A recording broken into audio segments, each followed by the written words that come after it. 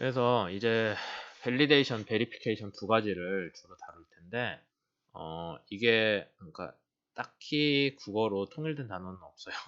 대개는 검증이란 말 많이 쓰긴 하는데, 뭐 요렇게 쓰는 데도 있고요.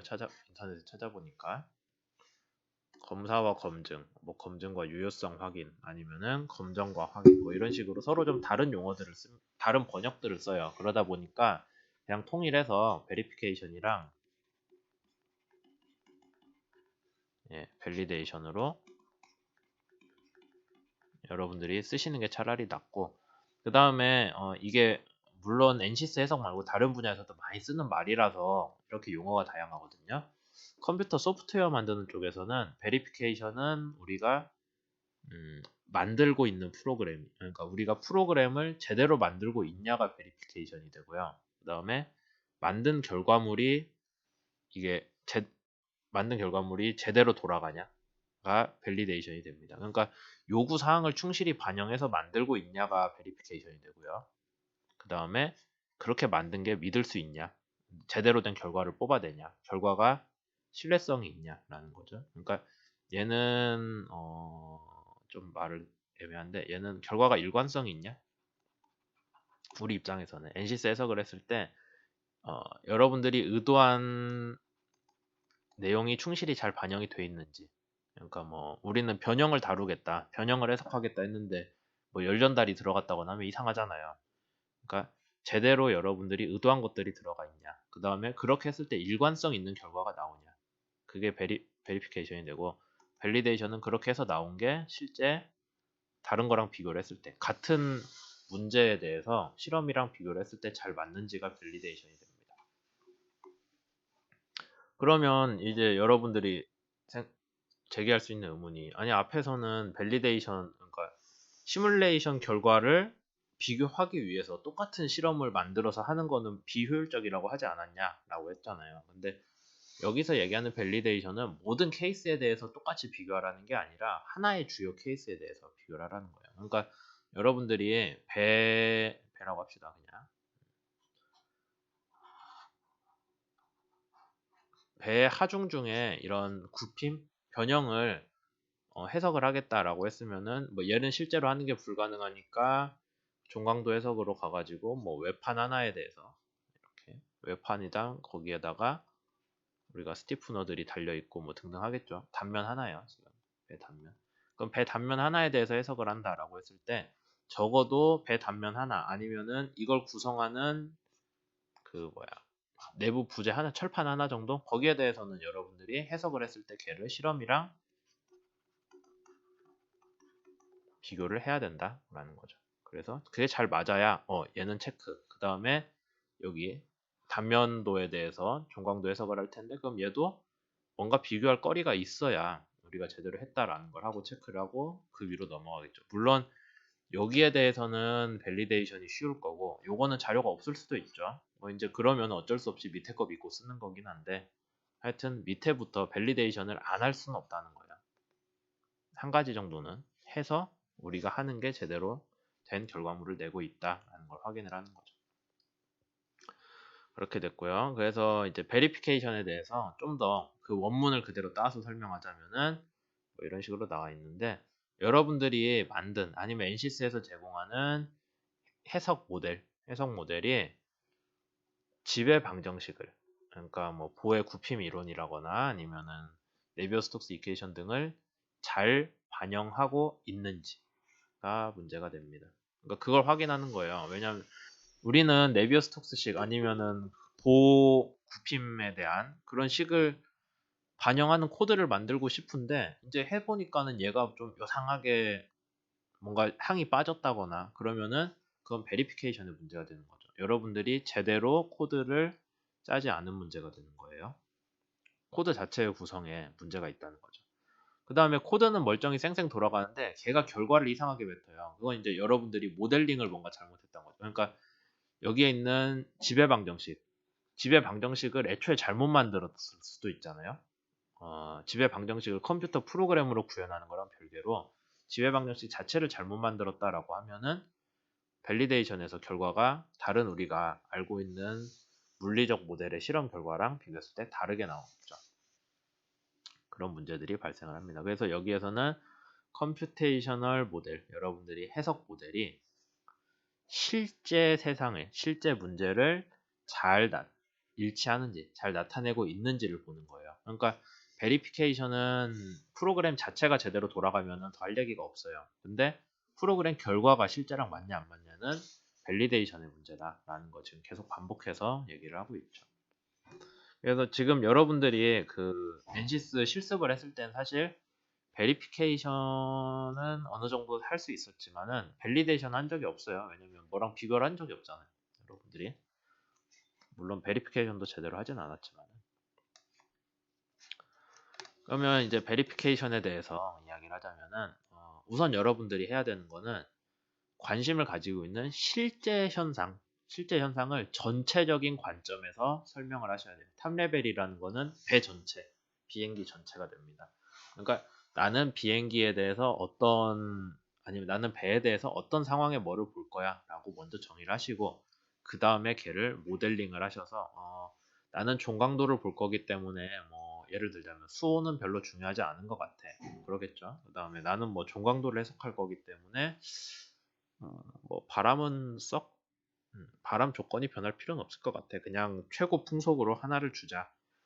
그런 식으로 모델링을 해서 필요 없는 것들을 추려내고 중요한 것만 남기는 거예요. 그럼 그 중요한 거에 대한 지배 방정식을 여러분들이 구하시면은 이제 여기에서 그 아래 단계, 그러니까 종강도라고 할 때 이제 각 부재들 뭐 아니면 각 조건들 등등에 대해서 여러분들이 로우어 레벨이라고 되어 있으니까 현실에 대해서 좀 더 세부적인 요소들을 하나하나 봐가면서 그 세부적인 요소에서 시작해서 해석을 했어요. 잘 맞아요? 그럼 위로 올라가고 해서 최종적으로 모델까지 탑 레벨 모델까지 가는 게 여러분들이 해석을 해야 되는 일이고 그 해석 단계 하나하나에서 여러분들이 이게 해석이 제대로 되고 있는지를 판단을 하는 게 VMV의 계획이 됩니다.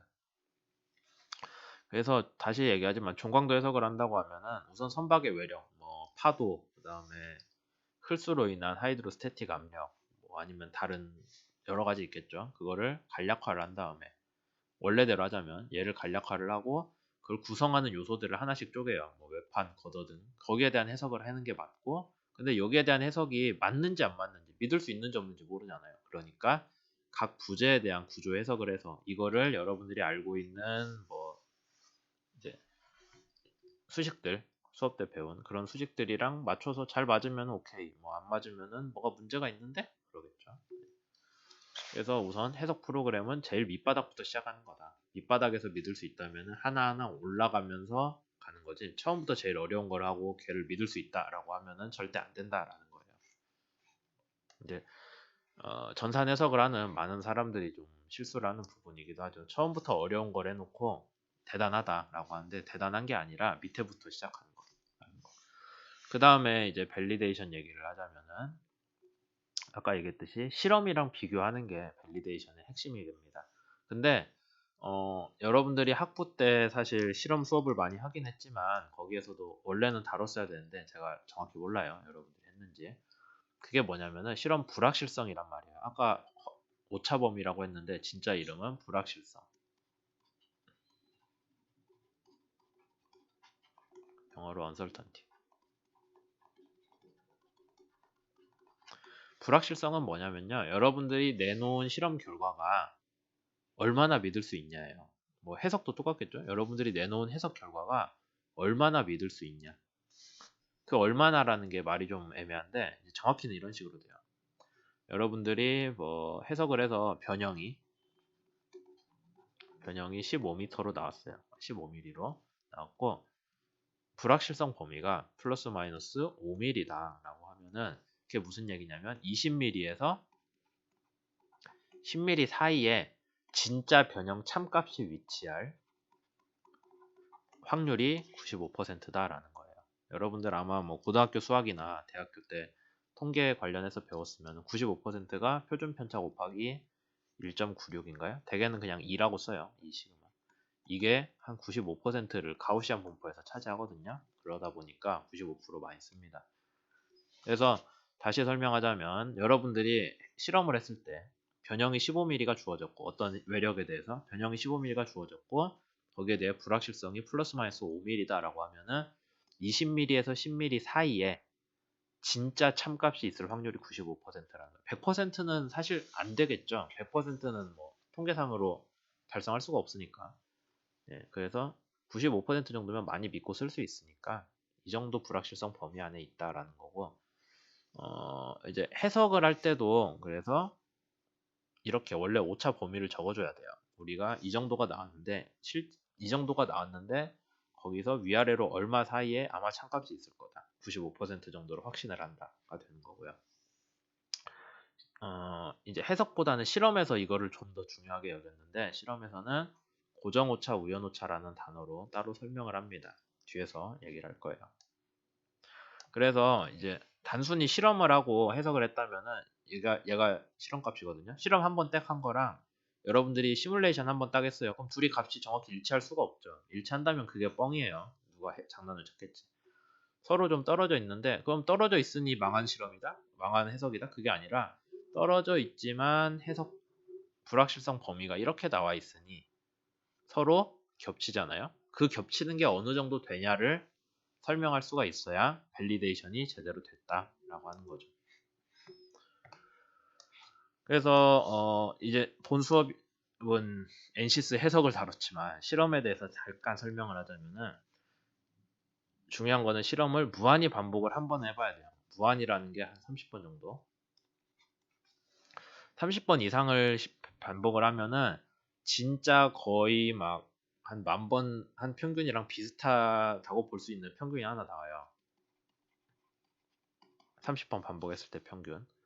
걔랑 진짜 참값. 여러분들이 평생 가도 알 수 없는 게 참값이에요. 둘 간의 차이가 나오겠죠. 알 수는 없어요. 트루 밸류. 참값은 알 수는 없지만은 이걸 추산은 할 수는 있어요. 거리가 어느 정도 되겠다. 그래서 그렇게 나오는 게 고정 오차가 되고요. 참값과 무한 평균의 차이. 그 다음에 한 번 실험을 했을 때 나온 값이랑 무한한 경우의 평균이랑은 구할 수 있죠. 실험을 무한히 한 번 하고 그 다음에 한 번 실험했을 때 그 값이 무한 실험에서 얼마나 떨어져 있냐가 우연 오차가 됩니다. 그래서 실험을 많이 하면 우연 오차는 당연히 오락가락해요. 그게 우연이란 뜻이니까. 다만 고정 오차는 여러분들이 무한히 실험을 반복한다면 평균값은 하나로만 얻어지겠죠. 한 실험에 대해서 무한히 했을 때 얘가 우연오차가 어떻게 왔다 갔다 하든 간에 상관없이 고정적으로 하나의 평균값이 얻어지기 때문에 거기랑 참값이랑의 거리가 고정오차가 된다라고 이해를 할 수 있는데 대개는 그럼 우연오차는 한 번의 실험에 대해서는 평균하고 얼마나 떨어져 있는데 그거를 일반적으로는 많이 실험을 해서 얘네들이 표준 편차가 어느 정도 되냐를 가지고 설명을 해요. 표준 편차가 크면은 그만큼 실험 결과들이 왔다 갔다 많이 한다는 뜻이니까 우연오차가 큰 걸로 이해할 수 있죠. 그럼 고정오차는 어떻게 하냐라고 했을 때 좀 복잡하긴 한데 기본적으로 우리가 사용하는 센서들이 어느 정도의 오차 신뢰도를 갖는다라고 처음에 센서를 사면 같이 적혀 나오거든요.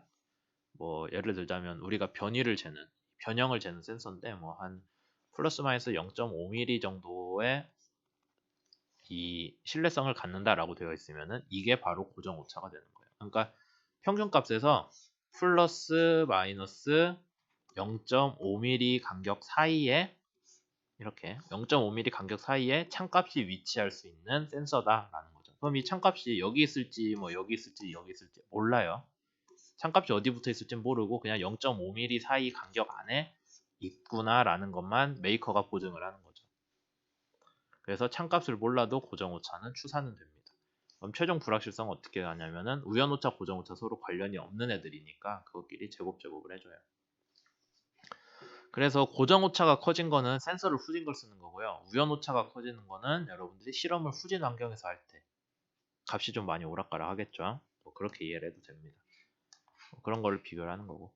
이제 마지막으로 베리피케이션을 다시 한번 설명을 하자면은 베리피케이션도 크게 두 가지가 있거든요. 하나는 코드 베리피케이션이라는 거는 코드 자체가 제대로 짜졌냐예요. 그럼 코드가 제대로 짜졌다면은 여러분들이 어떤 거를 기대할 수 있냐면은 뉴메리컬 모델이랑 매스메티컬이라 썼죠? 뉴메리컬이란 말을 잘 안 쓰니까.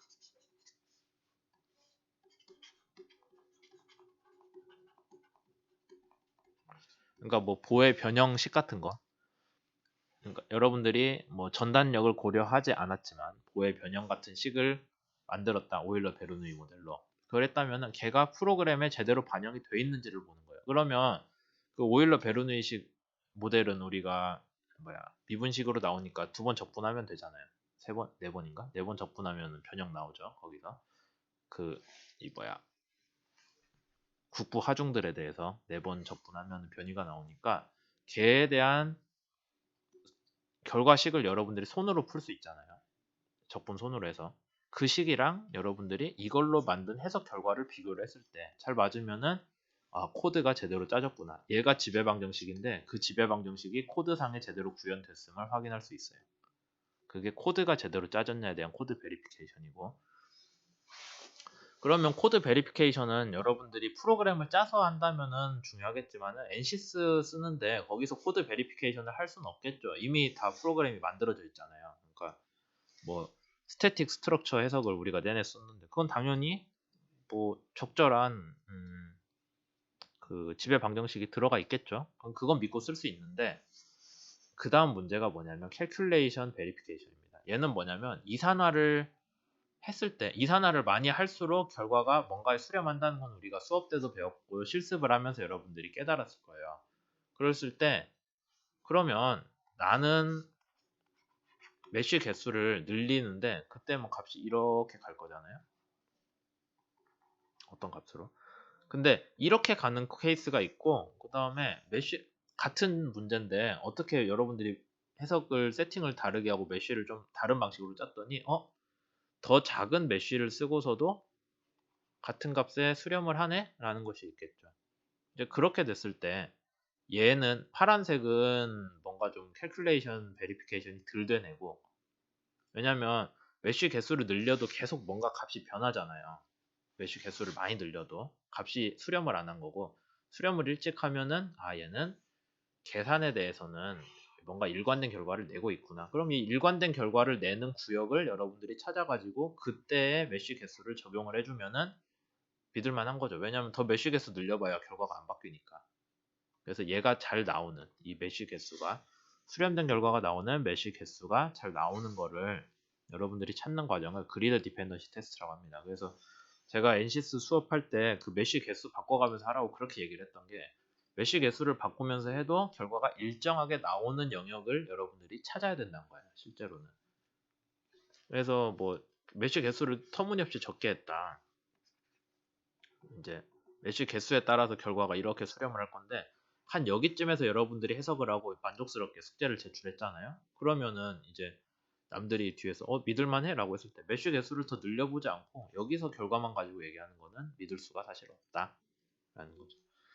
그래서 이제 원래는 좀 NCS 실습이랑 같이 맞춰서 이거 얘기를 할까 했는데 사실 그러기도 좀 애매한 부분이 있고 해서 그냥 용어들을 소개하는 선에서 Verification and Validation이라는 용어가 있구나. 그 다음에 그것들이 대충 이런 것들을 뜻하는구나. Verification은 코드가 제대로 짜져서 일관성 있는 결과를 내는 거고, Validation은 다른 실험이랑 비교를 해서 이게 진짜 제대로 해석이 이게 제대로 믿을 만한 결과를 내고 있냐, 일관성이 있는 거랑 별개로 이 결과를 우리가 믿을 수 있냐 없냐로 여러분들이 이해를 하시면 되겠습니다. 오늘 수업은 여기까지 하도록 하고 여기 내용에서 당연히 기말고사가 나오겠죠.